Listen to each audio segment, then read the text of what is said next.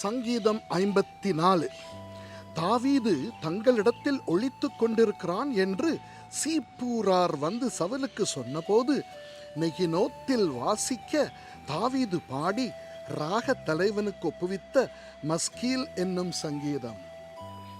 தேவனே, உமது நாமத்தின் நிமித்தம் என்னை இரட்சித்து உமது வல்லமையினால் எனக்கு நியாயம் செய்யும். தேவனே, என் விண்ணப்பத்தை கேட்டு என் வாயின் வார்த்தைகளுக்கு செவி கொடும். அந்நியர் எனக்கு விரோதமாய் எழும்புகிறார்கள், கொடியர் என் பிராணனை வாங்க தேடுகிறார்கள். தேவனை தங்களுக்கு முன்பாக நிறுத்தி நோக்கார்கள். இதோ, தேவன் எனக்கு சகாயர், ஆண்டவர் என் ஆத்துமாவை ஆதரிக்கிறவர்களோடு இருக்கிறார்.